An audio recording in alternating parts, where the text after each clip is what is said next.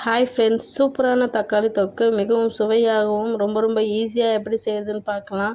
வாங்க வீடியோக்குள்ளே பார்க்கலாம். ஒரு கடாயை வச்சு 3 குழிக்கரண்டி எண்ணெய் ஊற்றிக்குங்க.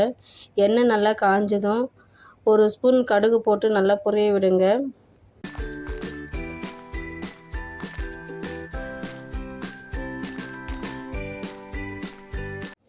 கடுகு நல்லா புரிஞ்சதும் இது கூடவே 4 மீடியம் சைஸ் ஆனியனை சின்ன துண்டுகளாக கட் பண்ணி இது கூட ஆட் பண்ணிக்கோங்க.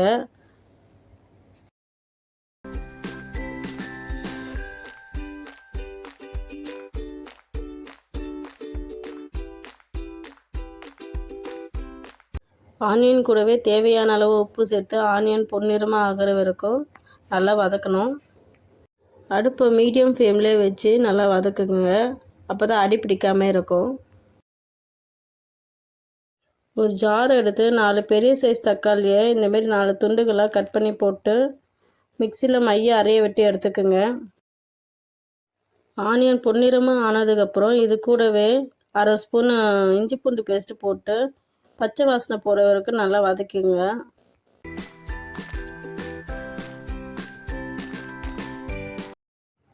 ஆனியன் இந்தளவுக்கு நல்லா பொன்னிறமாக ஆனதுக்கப்புறம் நம்ம அரைச்சி வச்ச தக்காளியை இது கூட சேர்த்துக்கலாம். இது கூடவே 1/2 spoon garam masala, 4 table spoon குழம்பு மிளகாத்தூள் இது கூட ஆட் பண்ணிக்கோங்க.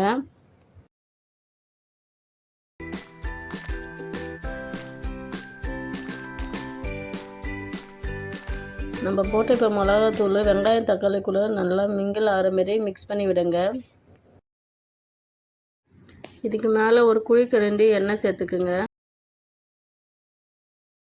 இது கூடவே 1/4 டம்ளர் தண்ணி ஊற்றி எல்லாம் ஒன்றா மிக்ஸ் ஆகிற அளவுக்கு கலந்து விடுங்க கரண்டியில். இப்போ மூடி போட்டு மிளகாத்தூளோட பச்சை வாசனை போகிற அளவுக்கு ஒரு 5 நிமிஷம் லோ ஃப்ளேமில் வச்சு கொதிக்க விடுங்க. இப்போது சுவையான தக்காளி தொக்கு ரெடி. மேலே கொத்தமல்லி தூவி பரிமாறுங்க. இந்த வீடியோ உங்களுக்கு பிடிச்சிருந்தால் லைக் பண்ணுங்கள், ஷேர் பண்ணுங்கள், சப்ஸ்கிரைப் பண்ணுங்கள். ரொம்ப நன்றி.